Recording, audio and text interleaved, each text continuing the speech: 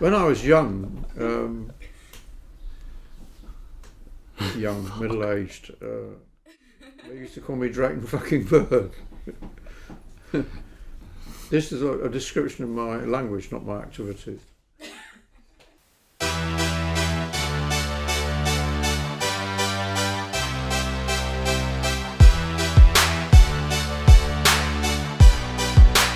Very exciting.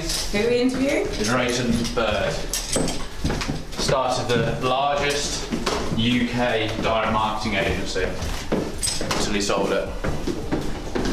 It's basically the world guru direct marketing copywriting, and we're going to be with him in an hour.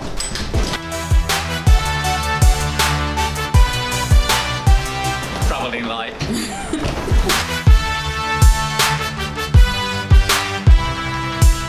Roll.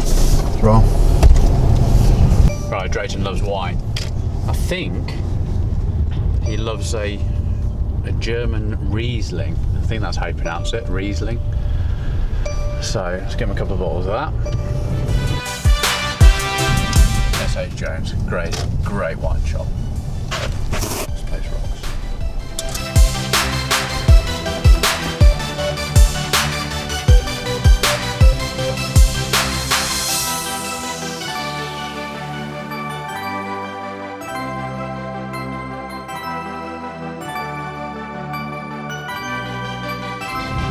Bentley garage being built there.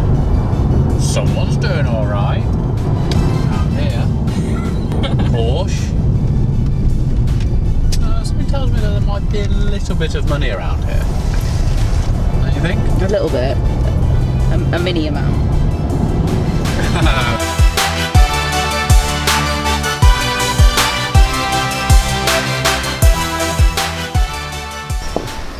Afternoon. Oh, I didn't know the bloody door was open. How you doing? Okay. Once I've done that, can I park down this road? So it says permit holders only. Yeah, I think you get.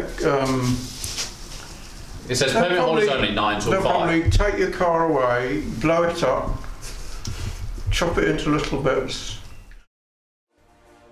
The man who makes more money than anyone else in the world is Sir Martin Sorrell. 70 million a year, I believe. Well, 70 million this year. He called the man I'm about to interview for you wise and wily, and said people all over the world have been lucky enough to learn from him. The most famous name in advertising over the last 100 years has got to be David Ogilvy, and he said the man I'm about to interview knows more about direct marketing than anyone else in the world. All I can say about this man is that the work he did for me got so many replies we couldn't keep up with them. We did. His name is Drayton Bird, and I'm here with him at his home in Bristol. The way I think about what you've taught me, and now I see it working, is that I kind of forget about everything that's happened statistic-wise. Data going in, how many people open it, how many click-throughs. All I concentrate is how many people are we getting to speak to at the end of it. And here's an example for you, and I use this on the webinar. We sent out one in 1 month, because we do it every week, and let's say whatever it was, let's say it was the 12th of January or 12th of February. Don't even know what day it was, it doesn't matter. We had a 36% open rate, but then we only had a 9% click-through rate. We then had a 12% open rate, but a 29% click-through rate, and we got more leads from the low opening than we did on the large one. Same copy, everything else identical. We had less people open the email, but of those people, more of them showed an interest in it, to call to action, to put a lead through, and it ended up being 185 page submissions compared to 185 click-throughs compared to 174 on the higher open rate. So when I'm speaking to people, I'm trying to explain to them, even though there are so many aspects of that whole journey, that they all look in the wrong place. Well, people look at see the what I place mean? that makes them feel happy. It's a very the thing about direct marketing, whether it's on the internet or anywhere else, because it's all direct. It's just you talking directly to people and them responding directly to you. It's very depressing if things don't work. Yeah. So we did one last week, and we did it to dealerships, and I used that as an example on the webinar. I showed them the data. This is the data we're going to go out to. I think we got 3 leads. Dealers just didn't. They just didn't pick up on it. Well, what happens is you get excited when you think something good is happening. Then it's a very emotional business, Actually, I don't think you could succeed in marketing unless you're emotional about it. I don't. Somebody said there was a very nice man that bought my business, a guy called Peter Warren. He was in charge of the negotiations to buy my business at Ogilvy and Mather. And he said something to me which I found immensely flattering. He said, the thing I like about you, Drayton, is you care. If you don't care, you won't succeed. Yeah, completely agree with that. I think one of the reasons why people in small businesses, although they can be infuriating, are often more fun to deal with than people in large businesses. Because they care. They care because it's their own bloody money. Yeah. Whereas the larger corporations, they're just scared of getting sacked if something fails. Well, in large corporations, there are 2 ways to succeed, and one is easier than another. One way to succeed is to brown nose your way to the top. All you have to do is to make the person above you happy. The other way to succeed, which is much harder. Which is what you used in your copy. Haven't you? Who are you speaking to? Are you speaking to the person who just wants to please their boss? Well, it's not that. The point I'm making is that there are just 2 types of people in business. There are those who are political and climb their way to the top. And that's easier than having to appeal to a lot of customers. That's bloody hard work. So the larger the corporation, the more of these creatures who slime their way up, and the fewer of entrepreneurial people you meet. And I've dealt with a lot of very large corporations. And that's the problem. You're very often dealing with people whose chief skill is not marketing. It's actually climbing the ladder. And that's why so many of the people, I often used to say it in seminars, I'd say if you ever wondered why you're working for an arsehole, it's because, and he doesn't know what he's doing in terms of marketing, it's because that's not his skill or her skill. His or her skill is getting to the top, politics. There are too many of these creatures around, but if you're working for yourself or you're in a small business, you've got to concentrate on the business. And I think I was lucky earlier on, 50 odd years ago, when I decided that I was more interested in the kind of advertising that got results than in the kind of advertising that people liked, either their wives liked, their friends at the golf club liked, or whatever, or the kind that wins awards and people say, oh, isn't that clever? I don't care whether it's clever or not. I want to know, did it make any money? And if you're in a small business or a medium-sized business, that's what you care about. So for me, those are better clients to have very often. But occasionally you'll meet somebody. American Express, when I handled American Express, they had some extraordinarily good people there. Very entrepreneurial people. Whereas other clients I can think of, particularly in car companies, I found rather difficult. Why car companies, do you think? Well, I'll tell you something. In car companies, a great many people rise to the top via selling. So they tend to be salesmen. They tend to be very hard-headed. They don't want to deal with theory. They actually secretly think marketing people are full of shit. I can remember how I got the Mercedes account, maybe 20 years ago, maybe less. And I went to see them at their headquarters. And I met the head of passenger, whatever it was. Anyhow, the guy I was going to work for. And he talked to me about the fact, he said, the problem that we have is that the people that are doing our direct mail, which is what we were talking about, they don't have the right tone of voice. And he said, do you have any views on that? And I said, have you sold cars? And I knew that's the first thing when you're talking to a prospect. You could say something where you're damn sure you're going to get a yes, yeah? Yeah. Because the process of persuasion is I say something to you and you say yes, and then I find something else to say to you and you say yes, and I want to keep you saying yes right to the point where you buy. Yeah. So he said yes, and I knew you couldn't get to the top of that business without having sold cars. He sold cars. And I said, well, we've been talking for a few minutes. And I said, is that the way that you would talk to a prospect when you were selling cars? And he said, yes. And I said, well, that's the way you should talk to your customers. And that got me the business.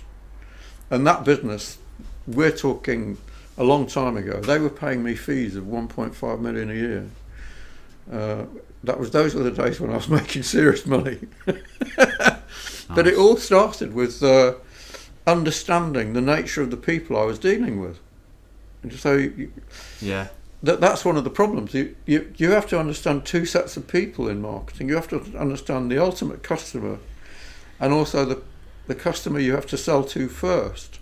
And one of the reasons why a lot of stuff is rubbish is that agencies, people who sell, creative work, if you like, they realise that in order to make money they have to convince the client.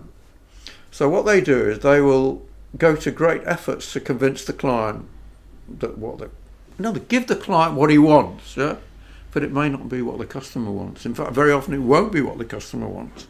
What the client will want is, I'd like to send out stuff that's that will make me feel good. Yeah. But you're not in the business of feeling good. You're in the business of flogging stuff. So they can be seen and people can see their advertising and say, oh, it looks good. And that's one of the reasons why you take your business. If you talk to people on the phone, the phone is an extremely intrusive medium. The only one more intrusive is face to face. Yeah. So there's a whole series of layers of media. The ones that are most intrusive, which is somebody very difficult to endure, somebody who comes up to you in the street and starts talking to you. Yeah. Which is why those guys that talk for charities on the street, that's why it works. And then the next because they go straight in. Yeah. The next most intrusive is somebody on the phone. It's hard to ignore somebody on the phone. Equally, because it's intrusive, it can be obnoxious, yeah? Or there are always going to be some people who will get upset, yeah? They won't like it. So you're more likely to get complaints when you talk to people on the phone than you are otherwise. And the clients who are hypersensitive will say, oh dear, we're getting complaints. You ring 1,000 people and 2 of them complain. Well, hey, you can't be helpful. You cannot be, everything to everybody. You've got to be something to somebody. That's the trick. Yeah. Well, we find the things you've taught me about marketing go into our sales as well, the persuasion and things like that. And you told me that last time we met to find out what my client's problem is and then help them fix that problem and take them away from it. And it works the same in our cold calling. So one of the things that frustrates me the most is that most sales calls that I receive and I hear the people receiving, and when people come to my organisation and I just say, okay, get on the phone, just get yourself into it, get used to it before we start training you on how to do it. Everyone talks about themselves because they feel more comfortable talking about themselves, but no one wants to hear about anyone else. That's what we find in sales. If we've got someone on the phone who's hard, the minute you start talking about something like their own business because they suddenly want to talk about themselves because they're becoming successful, you can have them for 20 minutes on the phone, and then you can just bring in every little sales question you're asking, and after 20 minutes I say to the guys, you should know everything about this guy or girl, everything about them. They've just completely opened up to you, and then you're already in that sales process of the trust element of it. You see what I mean? It's the same in marketing though, isn't it? Everything is the same. But they're kept away, aren't they? Sales and marketing departments don't. Well, this is one of my obsessions. I have many obsessions. I'm a sad person. But one of my obsessions is that the salespeople see marketing people as a bunch of posers, which many of them are. And marketing people see salespeople as a lot of hairy-ass bastards who are going to hammer people into the ground. But marketing is it's all about sales. Marketing is about persuasion. Sales is about persuasion. And it's a great shame that there is this division. I've written about it a few times. The other division, which I find infuriating, is the division between the people who create stuff and the people who handle the data. If you go to an organisation, you may find the data people are over there and the creative people are over there, and they don't talk to each other. But targeting is the most important aspect. After product and positioning and research and testing to find out what's working and what isn't, then targeting is the most important thing, because even if you send something dull to the right person, it will do better than sending something brilliant to the wrong person. Which is why what you do is so important, because you're trying to find out who the right people are and what interests them. One of the things that was one of the questions I hadn't put on here, but I know the gentleman who will watch this and see it, he owns a Honda dealership in Wales. And I had a conversation with him last week about what he bought some data from us, and I don't know what his copy was like, but he sent it out. It didn't work very well. He was coming back to me saying, what are your thoughts on direct mail opposed to email marketing? And we've had this conversation lots, and your answer to me is test it, which I haven't yet because we've been doing so well out of the email marketing. I haven't got round to doing that yet. But nothing lands on people's desks anymore. And he told me that his audience with Honda is the 60 to sort of 80 age group, countryside. And I said, well, you're kind of answering your own questions. Would these people actually be more likely to receive something on a Thursday morning through the post that they're actually going to be intrigued with to come to your dealership than an email? The question about media is a question of how intrusive a particular message is. So the most intrusive thing is obviously somebody physically coming to you. The next most intrusive is the phone call. The next most intrusive is direct mail, more intrusive than email. I'm pretty firmly convinced that direct mail is now underappreciated, and the reason for that is that people generally, but particularly people in marketing, are in love with the latest thing. Right now it's social media. I've so much drivel talked about social media. And they'll even fix on a particular word and get excited about it. The word at the moment is content. And I always sort of think to myself, when was it ever possible to communicate with people without content? You always had to communicate with, but some bastard somewhere has got this, let's rename it content. It's just your bloody messages, yeah? Yeah. So I'll give you an example of a more sophisticated way of looking at it. And I did a lot of work. I'm actually the chairman of a company that deals with car companies. We work with Mercedes and Volkswagen, and we've worked with all of them. They all drive you mad. But I did deal with handle Mercedes for quite a long time. And there is a more sophisticated way of looking at things than just saying, should we use direct mail or should we use email? I sort of, why not both?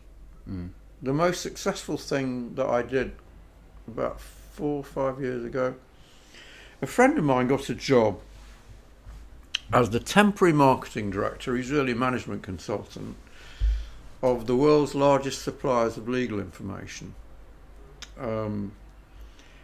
And after a long struggle, months, he persuaded them to try and use direct mail. And they said, lawyers are not interested, they're too busy. I hear this about everybody, we're all too busy. The firm is called LexisNexis. I think we do business with LexisNexis. Well, anyhow, months went by, and eventually my friend persuaded them. And what I did was I wrote a 6-page letter. It was either 6 pages or 8 pages. But before the letter, I wrote an email to send out to the people saying, you're going to get a letter. After they got the letter, we found that we followed up with another letter, and I'll explain why in a minute.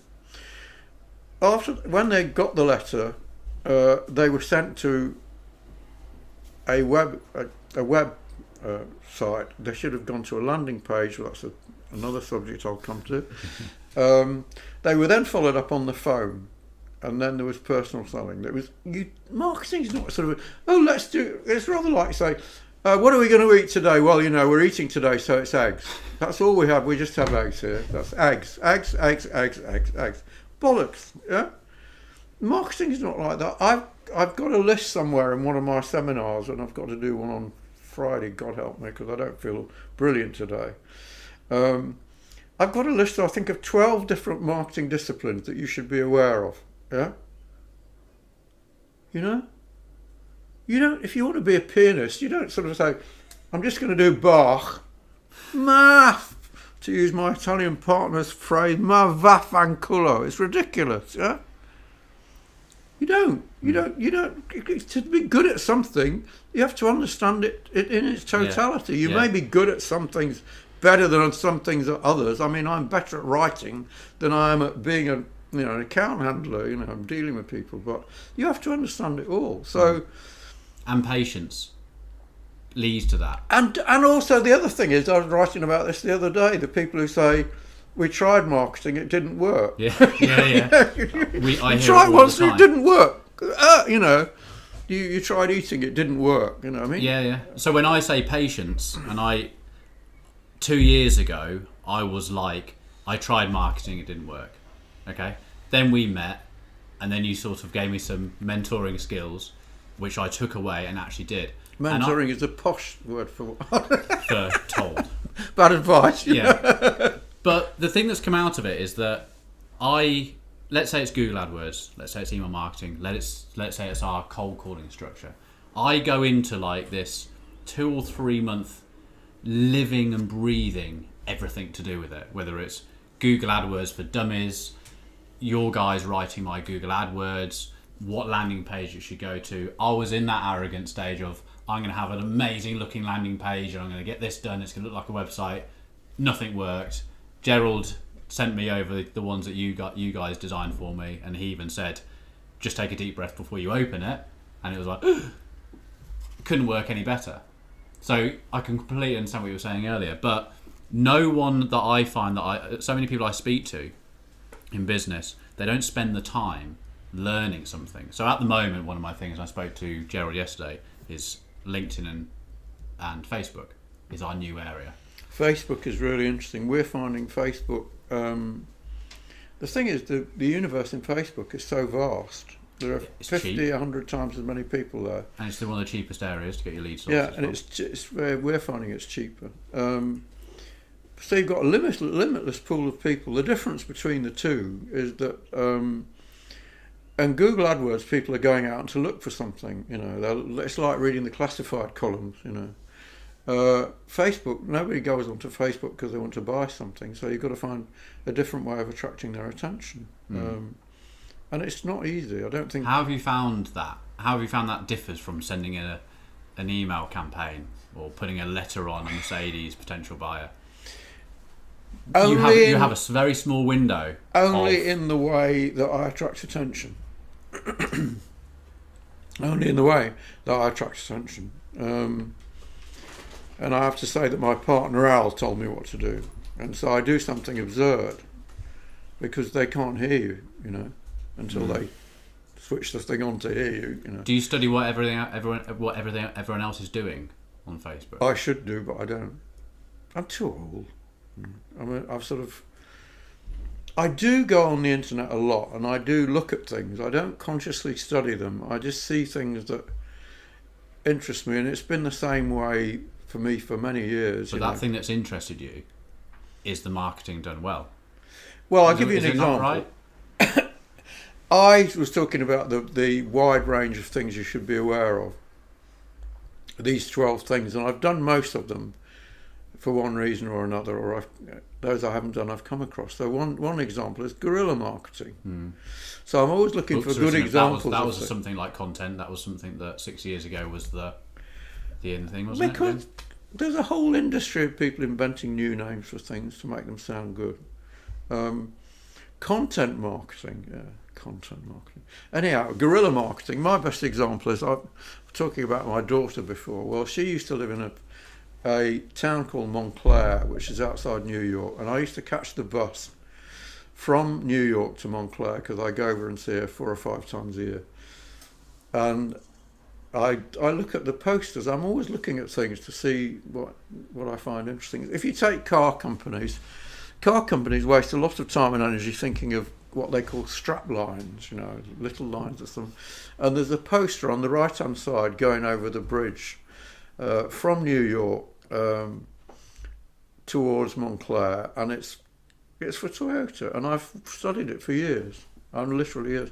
And I'm vastly amused by the silly strap lines they have on it. One was, the car in front of you is a Toyota. Yeah. Well, that became really? famous, What about if it's a Mercedes? And then there's another one about, let the fun begin. And I wrote a Twitter something about it. I said, what are they running, a brothel? You know what I mean? So that people, I'm always looking at what people do and what they do right and what they don't do right. Yeah.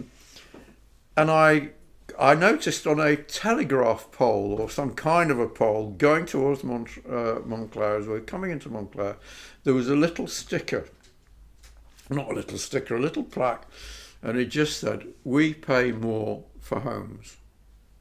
And, we pay best prices for homes. Phone number.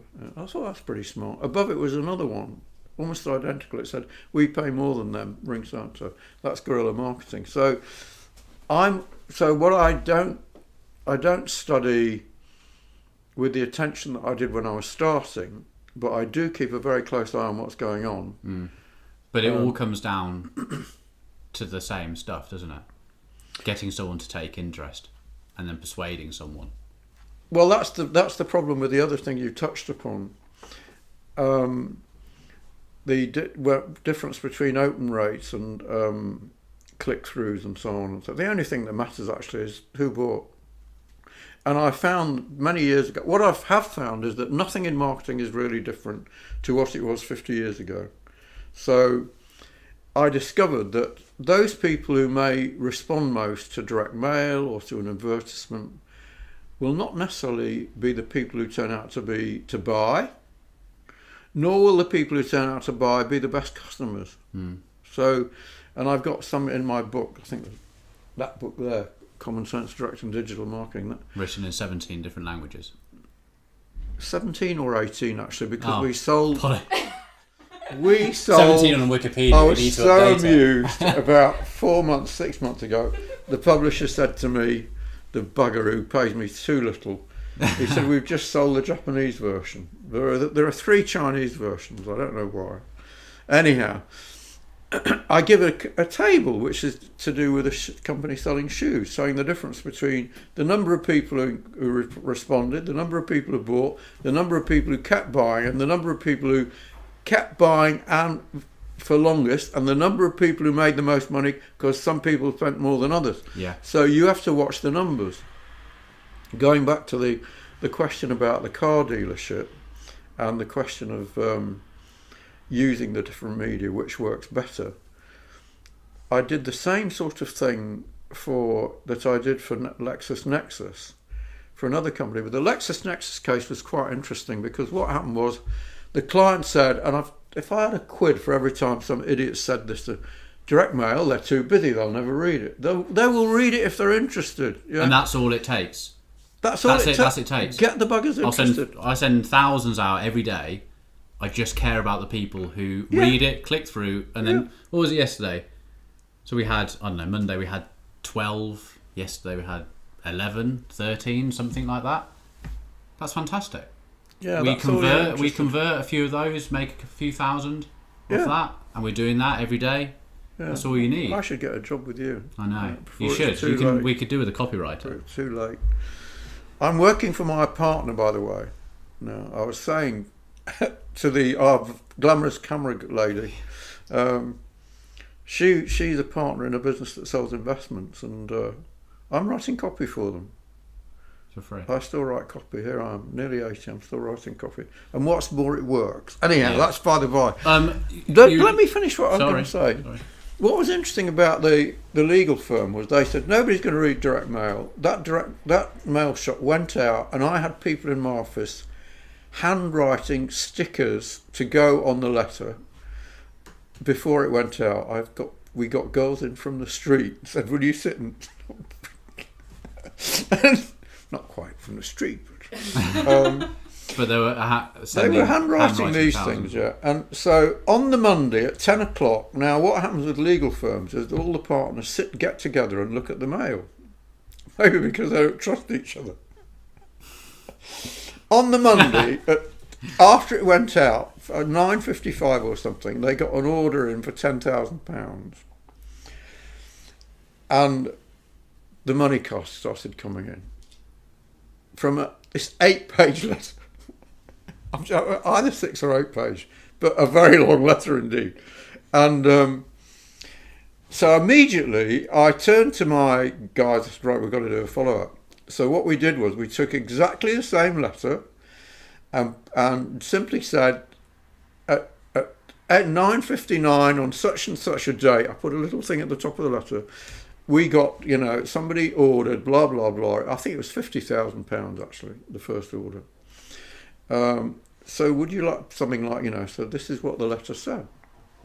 That follow-up will do about half as well as the opening. That's the other place where people lose a lot of money. They don't follow up. They assume because somebody didn't reply today, they won't reply tomorrow. So that's why if you follow up an email, as we do a lot, yeah. If I send you an email now and it does well, and we send out emails 6 days a week, then if it's doing well, then we will send out a follow-up saying, just in case you missed it, that will do about 50% of the first one. And what's more, if you follow that one up, that will do maybe 30% of the first one. People don't follow up. There is more money lost through people thinking nobody replied, they weren't interested. Why weren't they interested?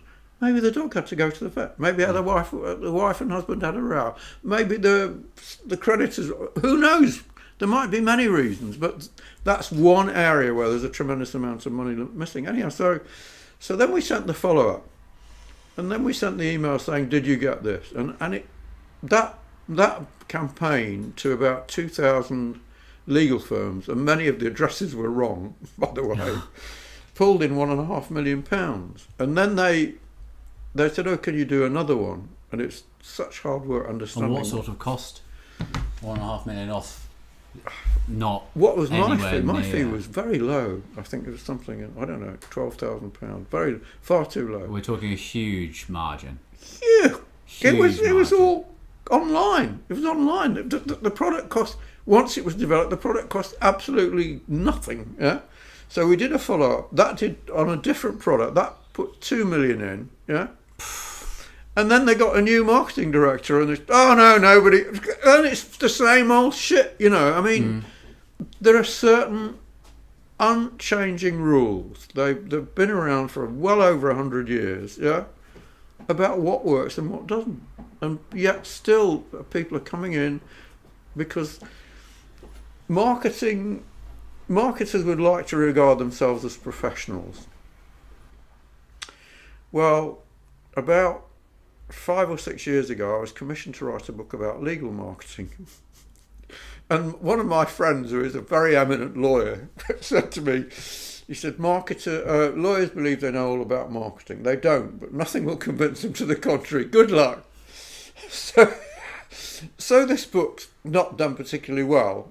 Although the one person I know who did buy it has done very, very well, because he took me out to lunch to say thank you. Well, at the opening to the book, I said, I'd just like to point out to you that marketers believe that theirs is a discipline like the law. I said, well, the law, as far as I know, and I wasn't around then, but 6,000 years ago, or 8,000 years ago, the first legal code was produced by Hammurabi in Babylon, and then the second one was where I was about 2 years ago in Tehran, in Iran. So you're talking about thousands of years of legal precedent. As far as my research has led me, the first mention of the word marketing occurred just after 1900. So this is something that's been around for 100 and a bit years, yeah? I never heard the word marketing until 1961, when I got my first big job in London as a group head at Leo Burnett. So it's a fledgling industry, and you've got a lot of charlatans, there's no other way to describe it, promising you the moon and coming up with new names for old things to make them sound, it's viral marketing. And when I started, it was called Member Get a Member. People would pass messages to each other, you know. So there's a whole industry involved in this. But understanding all the weapons properly, and it's not, it's not like becoming a doctor. Yeah. You can read that book. People,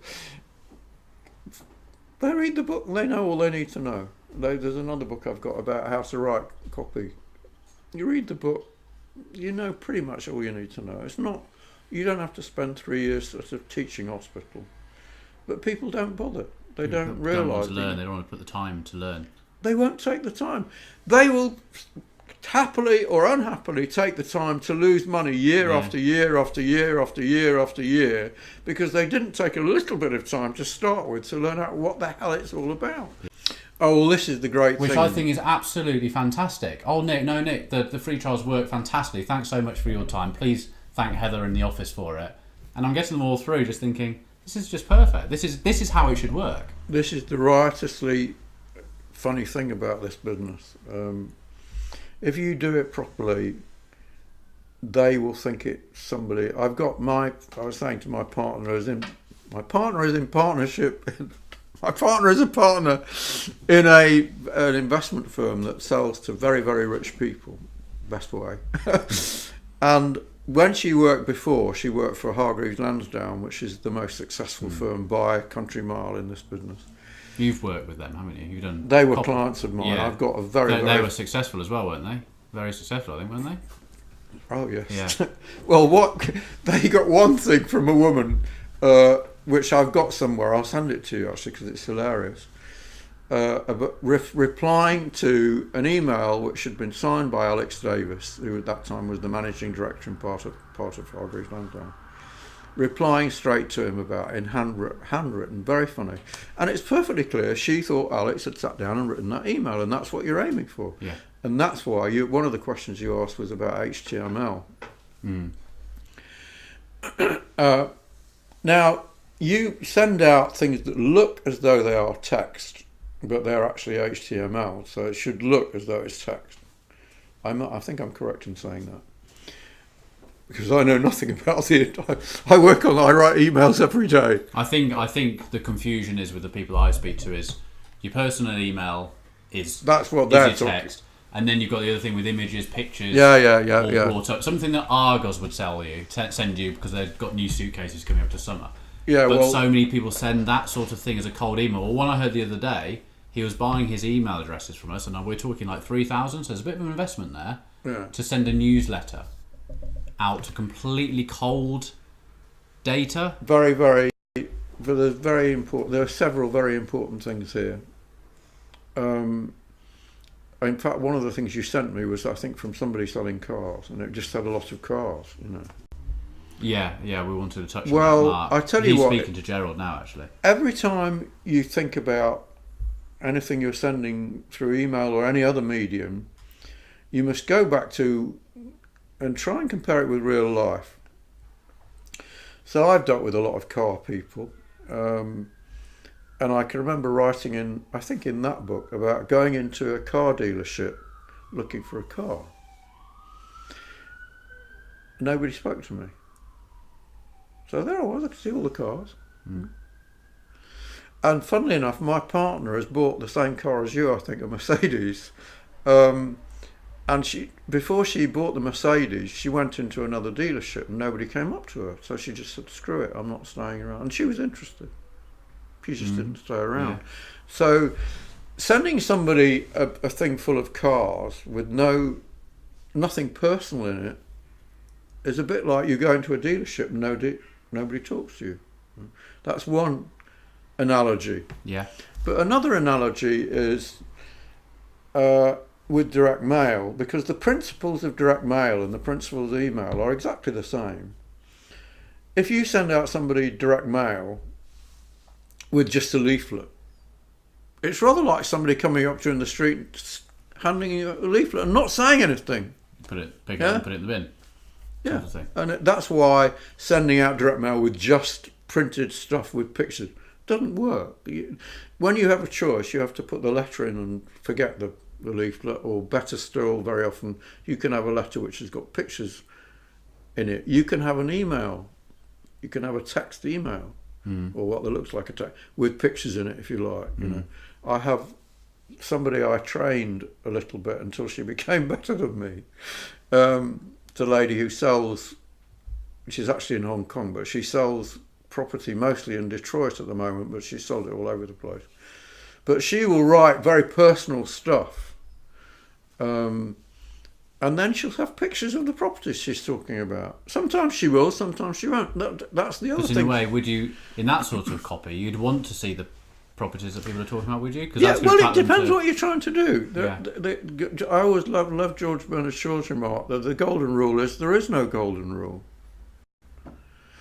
So there's not absolutely you have to do this every time. I'm just saying that by and large, if it's personal, it's going to do better. I was thinking about this, and I try to compare all these things to other media.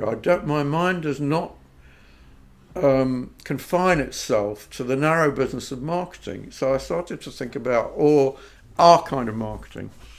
So I started thinking about the best, what many people consider to be the best TV commercial ever made, which was for Volkswagen in the 1950s. It was actually created by somebody I used to work for in the 1960s, and it's called the Snowplow commercial. And it starts with a shot of a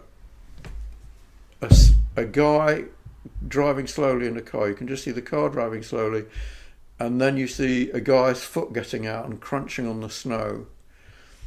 And then you pull back. There's not a word is spoken. And then this guy's going, walking through the snow.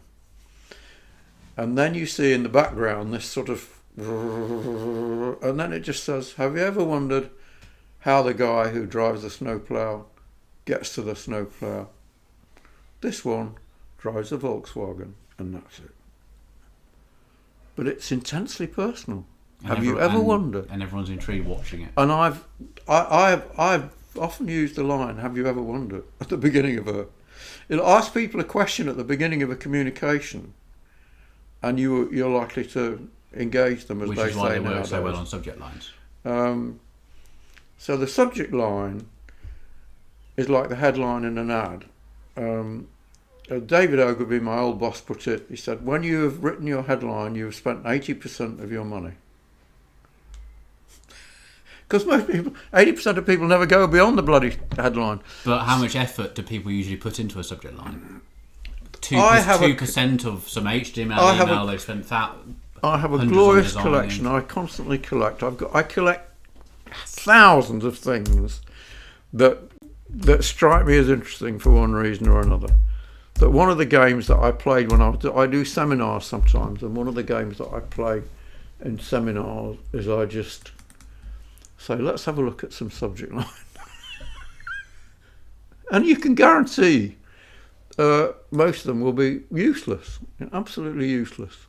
Let's see whether this damn thing charges up. I've got terrible reception here. I would like to have the entire headquarters of BT blown up. Here we are. New tech news from NG experts. What does that mean? Yeah. Award special this year's. Well, I can't see the rest of it. Let's have a look at. See what else we've got. Happy birthday, Buster Williams. Would people in the USA prefer new message? The one just says new message. It just says new message. Why should I? Top stories, employee benefits. These are actually good ones, you know. Some of them are unbelievable. I wrote something this morning about one of the things I got. You tested RE, didn't you?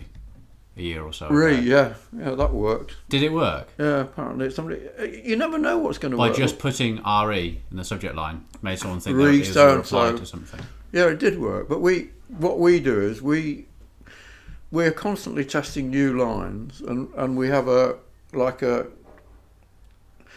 procession, a leadership board, so to speak. So as one gets better, it goes further up in the. If it does well, if you get a new one that does well, it moves up in the sequence that we send out to people. Because we don't just say we're going to send somebody an email. We say we're going to send somebody an email until they tell us to sod off. Yeah. And when you move them in that sequence, then what is it that you or your team are looking at? Is it what's coming? The business that's coming off that email, or the click-throughs to that email? As far as possible, it should be the business that comes in. Okay, and how long do you give? So at MIB, when we send our emails out, we get 30% of the business comes in the first 3 days, 70% of the business comes in 6 to 8 weeks, and it does go into our It's the sales. same sort of thing. It's the. So will you give it can't that be amount of time? precise. I will have to be honest with you and say I have no idea, because I don't do that. I mean, I do a few things very badly, not everything. But someone's putting some attention. No, Gerald does it. Gerald. Yeah. Because someone asked me last week about how I track ROI, because we boast month on month. It's around about 750% ROI. Obviously, it's how much you spend, how much you take, and there are months where we've been a lot higher. But I'm not going to go out boasting that all the time. How do I track it? I go all the way back to to that day. So how much did that day cost me? And do those emails go back to they were sent on that day? So did Joe Bloggs get it on the 12th of February, but he didn't buy until the 1st of April, but it will go into my ROI for that month, and that's how I sort of work things out. Maybe, I'm not maybe I'm anymore. being a little bit too analytical. I'm not any more as involved in that as I was. I think I'm probably more involved in detail than a lot of people are. But considering I should have retired a long time ago in response to many fervent requests from various people. Can you get too involved in the detail in marketing? Or do you think it is good to be in that detail? Like you always say, test, split test, see what works. All the questions I've asked over the years, test it, just test it. Does no one do that? They just do something, it doesn't work, and they think... Well, they don't bloody test, do they? I mean, that's not detail, that's essential. No, that's not a detail thing, that's an essential thing. And it's to do with the nature of the business, isn't it? But I think that... We were talking about my brief exchanges with Richard Branson earlier on, and the one thing I noticed during my brief exchanges with Richard Branson was that he had an incredible eye for detail, and I don't think every aspect of. Is Richard Branson? Would you say, obviously he's an entrepreneur, highly successful businessman, billionaire? If you were, from what you know him, would you put him down to a salesman or a marketeer, or is an entrepreneur? I mean, from my point of view as an entrepreneur, I class myself as being both and trying to lead people and trying to do this and watch cash flow and I think and you be should. a financial genius. I think to run a business you should try and do everything. I had a brief period. I sold my business to Ogilvy and Mather, and then I became. I had a fantastic title. I wish I could remember it. Worldwide Vice Chairman and Creative Director. Absolutely great. Anyhow, so my job was to go around the world, but I didn't have one job. I'll give you an example, a fairly spectacular one. I wouldn't like to repeat it. I'd been in our agency in Kuala Lumpur in Malaysia, and I had to go to Toronto to do a seminar.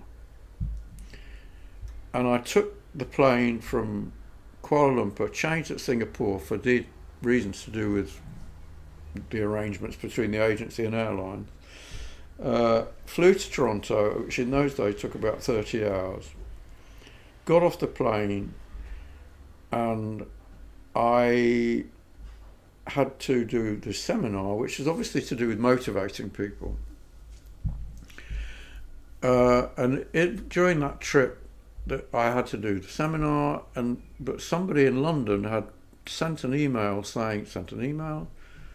I think they'd phoned and they'd said, Drayton wrote an advertisement when he was in London a week ago, and we were looking for new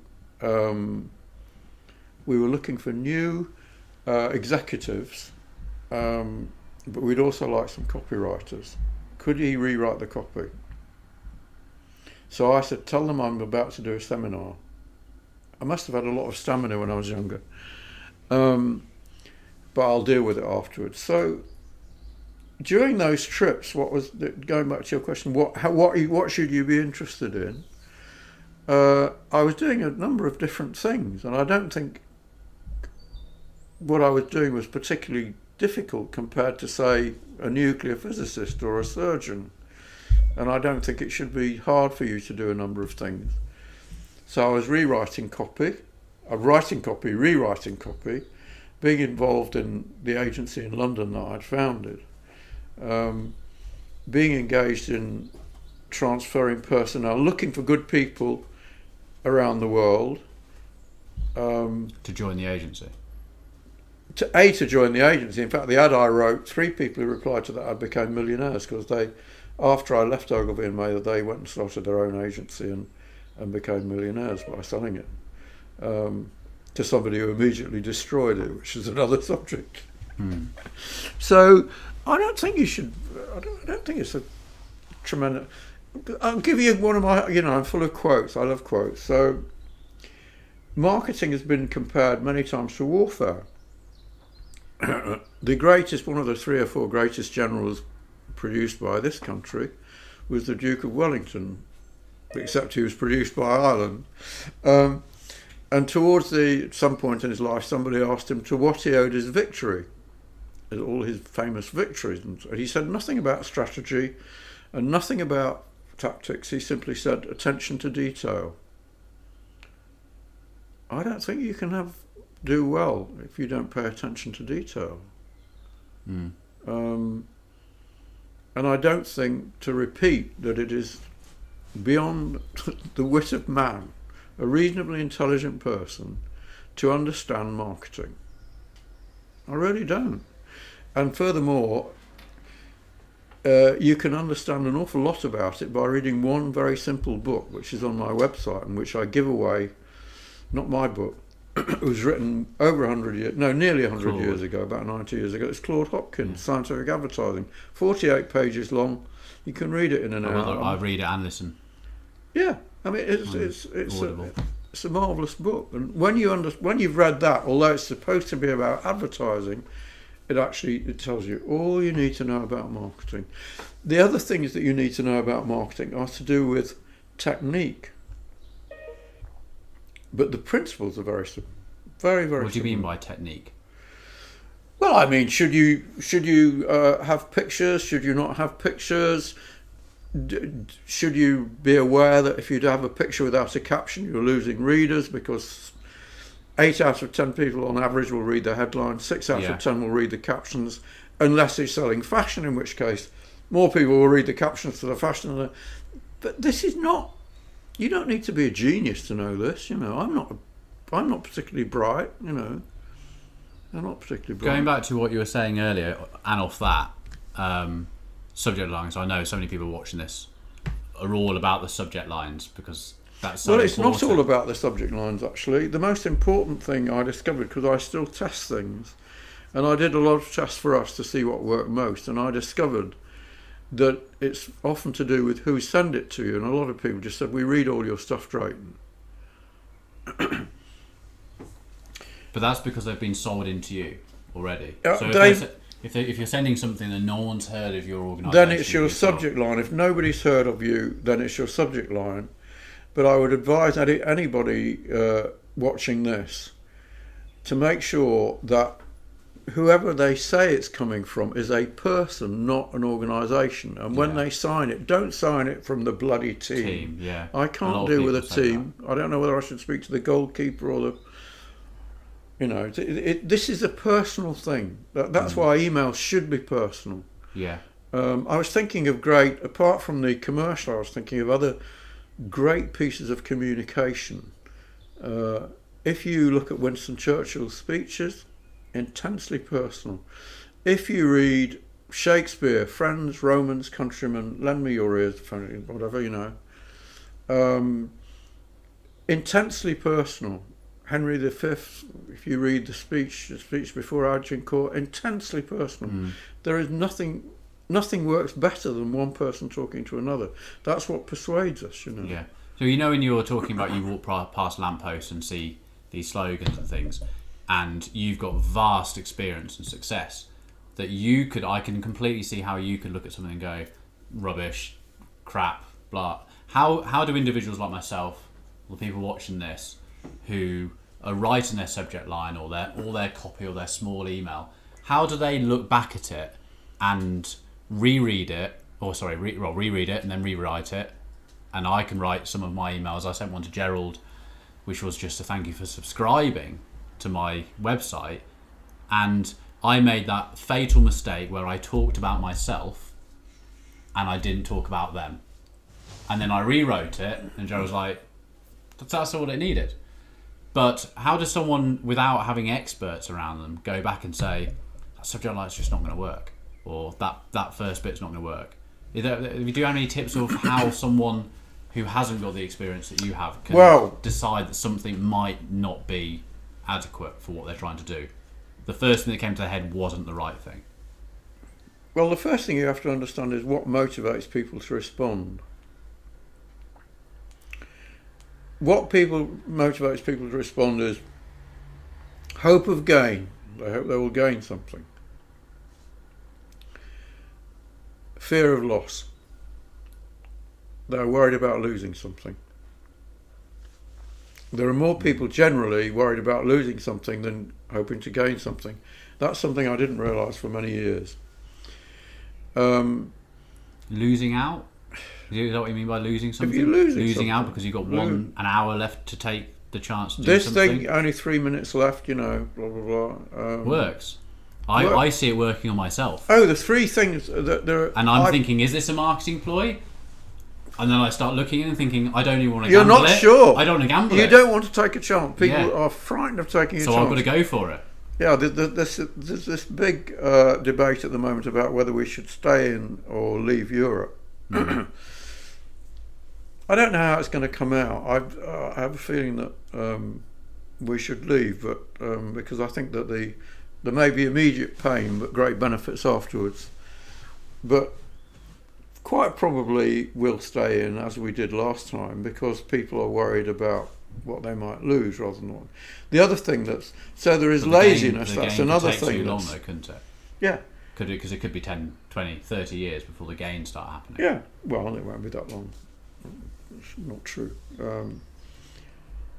But if you look at it, I've got pictures on some of the talks that I do of the three things that motivate people: greed, fear, and laziness. Yeah. That's why if you say quick advice, quick, that's why that works. But the other thing you should do is do a little bit of study. It really isn't very hard to spend a little time, for instance, going through. There's a list of 100 greatest headlines, and what works in headlines very similar to what works in the subject line is just a headline. I've got the book. I can't remember. It was one that you've actually told me through your copy to read, and we go back to it. Yeah, and it might be some of it is very old-fashioned, talking about a particular type of tumble dryer or washing machine, but you just change it slightly. You just don't. You just adapt things. Mozart said, "I never tried to be original in my life." David Ogilvy's most famous headline, at 60 miles an hour, the loudest noise in this new Rolls Royce comes from the electric clock. It was stolen. It was stolen from an ad written 30 years earlier for another car. The ad wasn't, and what was interesting is that the ad itself was not as good as David's ad. And so a good example of something that somebody said, which is that talent copies, genius improves. Genius is a bit of a strong word to apply to what we do. I mean, I always remember first somebody called me a genius. I said, "Don't be bloody ridiculous. Mozart was a genius." But it is an infinite capacity for taking pain. So taking the pain to to actually do a bit of studying, taking the pain to do a bit of copy things, taking a pain. I'm quite sure that there are many, many lists, I know there are, of successful subject lines. Every now and then, although I think what we do is very trivial, certainly what I do is very trivial, I get pleased briefly. And I was very pleased when I saw a list of, successful subject lines from a guy I admire a lot. And they gave the open rates, and I looked at our open rates, and I discovered they were better. But have a look at other people's subject lines, see what's working. If you see what something stands out that you suddenly find interesting on an email you've got, and see how you can adapt that subject line to your own thing. Yeah, that's what you have to do, definitely. A website is there to tell people who you are, tell people all about you, validate your existence. It is not. And it also, above all, and the most important thing of all, it is to collect the names of people who are interested. Yeah. The difference between a website and a landing page is like the difference between two different fields. The first field has no fence. That's a website. So you go onto the website, it's got and before you know where you are, you're 3 million miles away somewhere else. Something's caught your attention. You've clicked on it, you've gone somewhere, you're lost. So that field, if you've got a horse in that field, the horse can go anywhere. A website, you can't go, a landing page, you can't go anywhere. There is it's like a vertical thing. You start at the top. There is no way that you can leave that. You can either get off it, forget it, go, or keep going. So generally speaking, a landing page works better than a website, much better. And generally speaking, the longer the landing page, within reason, the better you will do. Though ours is short, but we haven't tested the long one yet. So we start off with long copy to short landing page. And it's down to me testing out, in fact, that's another question, and that leads up to it quite well. So we've been doing it, 6 months? Our results haven't changed. They've still been consistent, even though we're taking out the people that are interested. It's amazing how you need to keep following up because people see it at different times.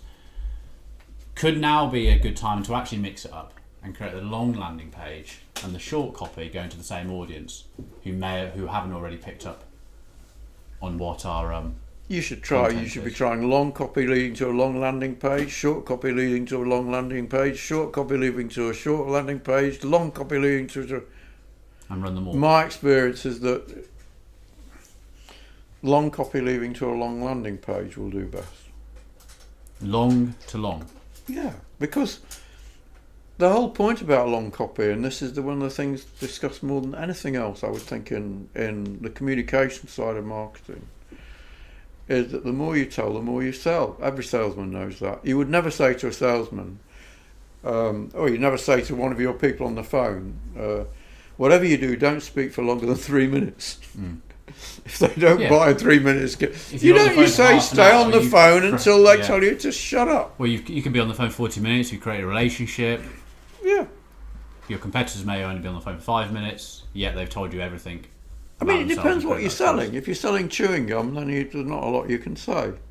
So sorry to interrupt, on the long landing page then, so my landing page currently stands at, they've read the long copy, or some of it, they've shown their interest, clicked through to a landing page, they've got a nice arrow there saying, just fill in this really short form, submit it, bang, we'll do the rest, and you'll get a phone call from us. I think that, could you be worried that giving them more to read, and I know exactly what you're saying, for someone who wants to, because one of the things that's on my mind is that we're in the speed age as well, and I might be completely wrong in saying this, but the social media has brought up, and everyone wants everything quick, don't they? You turn up at a petrol station and suddenly if there's a queue, you're driving to the next one, though it might take you longer to do that. Everyone wants everything now. Do you not agree with that in marketing? You go back to the 18th century, people were moaning about everybody didn't have time, These stagecoaches are ridiculous. It's absolute nonsense. Your business is to interest people and to interest them for as long as possible. Those who are interested in replying at the beginning will reply at the beginning. Yeah? And that there'll be those who are not quite sure, so you give them a bit more. And those who are not quite sure, so you give them a bit more. Those who are not quite sure, so you give them I gave you the example of the lawyers, the busy lawyers. Yeah? Who sat there and read, together and read a 6 or 8 page letter. And then based on that, ponied up 50 grand or 100 grand or whatever. So in one way you could see it as in, if the end result is them submitting the form and one of my guys calling them, the long copy leading to long copy has actually answered more of their questions, created more trust before they've even got on the phone to my guy. But nobody has to take my word for it. You just test. That's what makes people laugh. I mean, and test the conversions. So if I get 15 off each, which one makes the most money? Exactly, which one makes the most money? Not getting sucked up in one of the problems for you is your numbers are relatively small, so they're statistically insignificant. You need big numbers for them to be statistically significant. In other words, 15 against 16 means absolutely nothing. Yeah.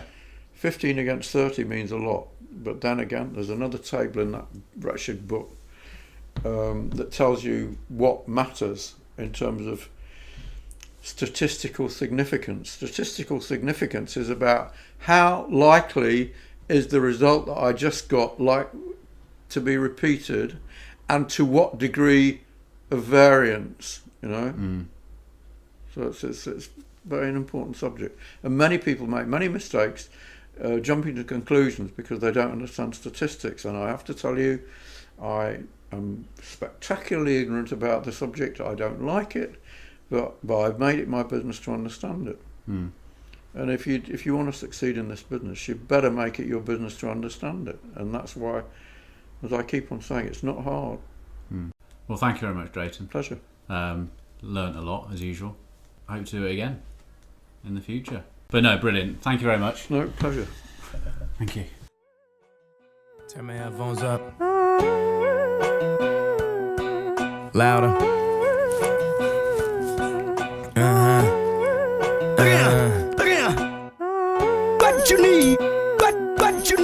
Now, I might be right. The last time you liked Riesling, don't you? No. Yeah, have to say that back. What kind of Riesling is it? Rye. Oh, very good. I remember you saying to me, I need to try it. You've got a very good memory. That's right, not the sweet With stuff. a waistcoat like that, how can you fail? I'll be 5 minutes.